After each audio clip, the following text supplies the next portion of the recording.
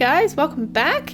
In today's video I want to do a little video about just some tips about faux fur itself. So as you can see here, I have a long pile faux fur and I'm showing you the fur direction here, and you can see that it goes towards the right. So a little tip is to draw a little arrow to remind yourself of which way the fur direction goes, because it's really important when you are sewing a piece together for your dolls to make sure that fur direction is right. Otherwise it's going to turn out really weird and the fur is going to sag down like I showed you just then. So this side is called the backing and this side is called the pile. And I just wanted to touch on what the fur actually looks like when you have cut it properly. So as you can see, none of the pile is cut off when I have cut the backing properly. So I'm only cutting the backing of the fur and not the pile, and that way it leaves it really long and you can work with it and trim it later on. If you don't, it'll end up looking square and unnatural, and it's not something that you want to do when you're putting a doll together. So once your fur has been cut, you'll have this shedding.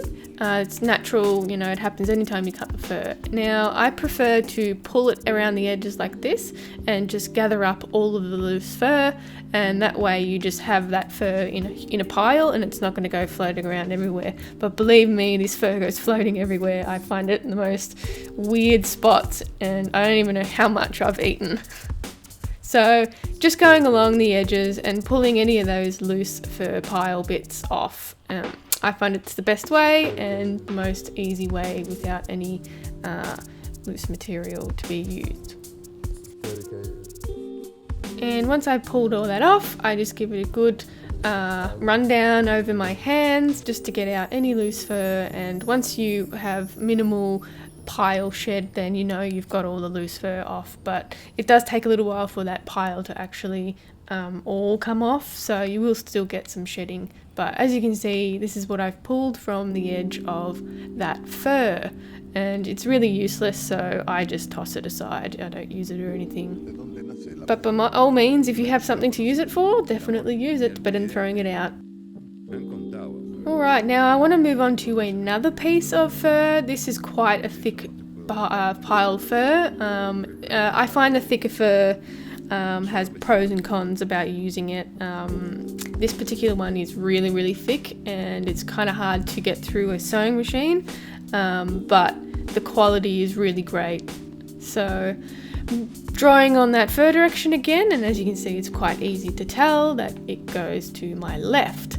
And when you get to the end of the roll, you have this sort of gluey bit at the end, and you know, I can use it for any dolls, but I usually just trim off that gluey bit, and so it starts fresh with a fresh batch of fur.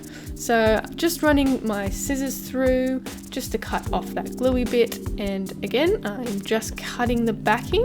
Now I can do it pretty quickly because I've done it a lot over the years I've done it, but take your time because you'll get the hang of it. And just a tip is to use a small pair of scissors because I find it much easier to control, and the tips of the scissors get into the pile and the back of that piece of material.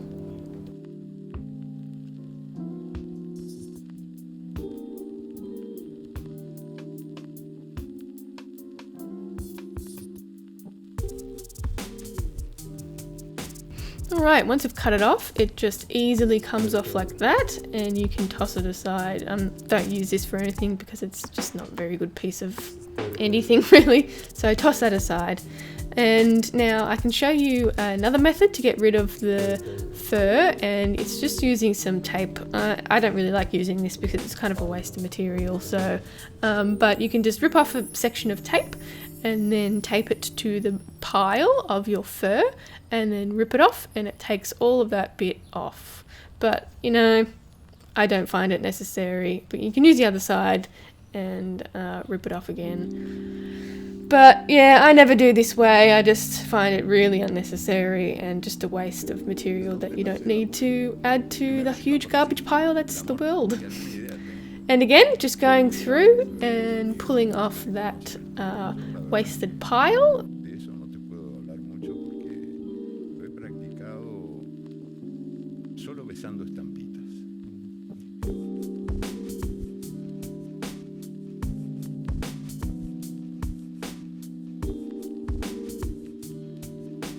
And again, you get a whole handful of loose fur, but it's better than floating around your house. And you can see how much came out of that one with the thicker pile of fur. And again, I just toss it aside, there's no point using it. And again, just going to run my hand down that fur to pull out any loose bits. And you can see how little it actually sheds once you pull that loose pile off the edges.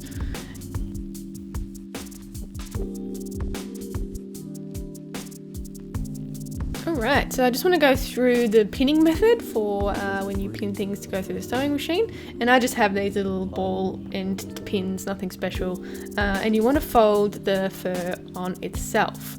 So I usually start at the end with the pile that needs to be closed. This is a tail, so I start with the end of the tail. And you just want to match it corner to corner and tuck that fur in.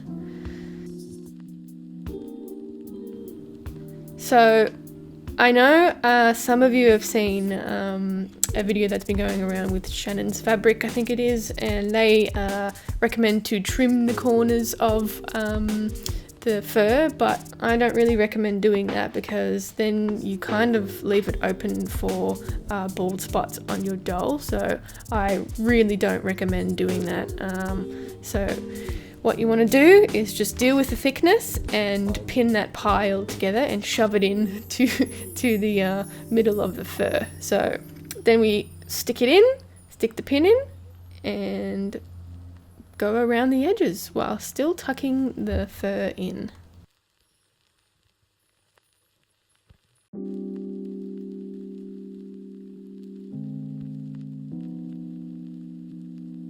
¿De dónde nace el amor? Primero si lo ha conocido. So I usually do a couple of centimetre gap between each pin, and then definitely once you reach the end and start sewing, you need to pull those pins out before the sewing machine gets to them, because I've had bad experiences with that one.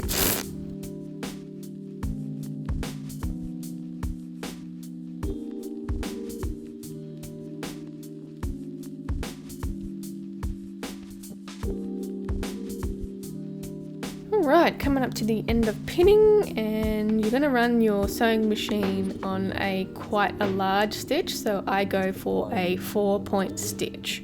And this is because you want a larger stitch to be able to pull that pile through when it's been sewn down.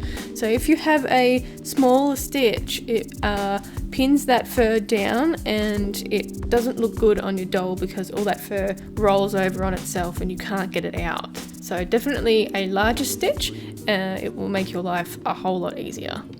Okay, so this is what it looks like after it's been sewn, and what I'm doing here is I'm just cutting little give spots, so when you bend the fur fabric it actually has a little bit of give and you can achieve a better pose. So once we've done that, we then want to turn it inside out, and it's kind of a pooey process, but it's got to be done. And you just pull it through the pile any way you can.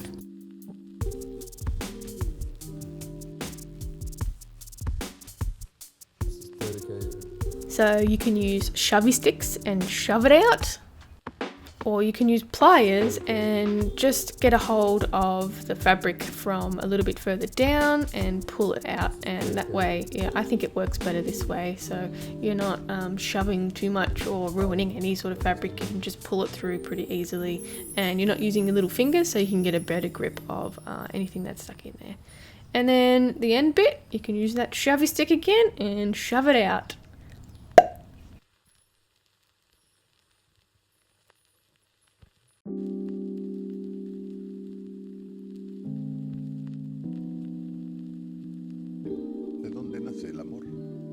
pero si lo ha conocido. Alright, so here we have the tailpiece all shoved through, and I'm just going to show you what I mean by that fur turning around on itself. So I have a needlepoint tool here. You can use anything with a needlepoint, it comes in handy. And you can see at the end of that tail where that fur is curled over, you just want to pull that through. And because you have a large stitch, it makes it quite easy for that fur pile to come through those stitches without compromising any of the durability of that stitch. And you can see I'm just very gently pushing it through a couple of strands at a time, not a huge section. I just find it really difficult if you want a big section all at once. So definitely just use small sections and just, grind up that fur pile and just pull out all those loose bits with the tip of your stick tool.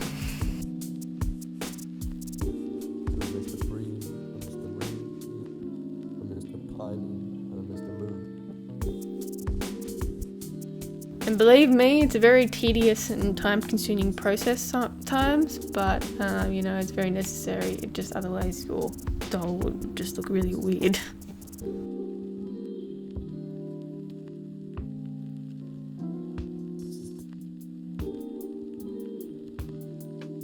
It is a time-consuming and tedious process, but as you can see, it's totally worth it as all of that fur blends in nicely and there's no seam lines visible.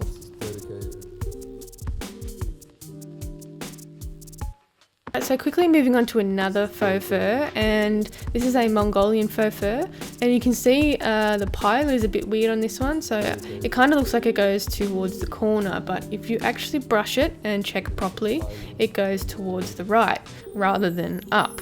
So you can see if you give it a brush how nicely that pile sits. So again, wrong pen. So again, just drawing that arrow towards where the fur pile goes, and it is going towards the right.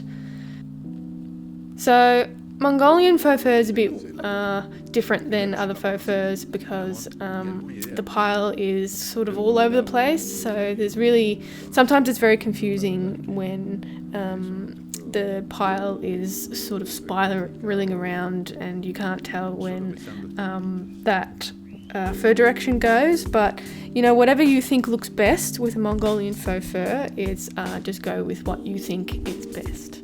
And the same deal with going around the edges and picking out all of that loose pile. Generally, Mongolian faux fur has less fall than any other straight faux fur, so it's pretty handy when you're not looking forward to much loose bits of fur. But it does shed a lot because it's just a weird fur to work with. Alright guys, that's it for me today. Hope you learned a thing or two about some faux fur and it helped out. If you did, give it a thumbs up and don't forget to subscribe. You can also check me out on Instagram and Facebook at Creatures of Nat. If you have any requests, leave it in the comments down below and I'll see you next time. Bye!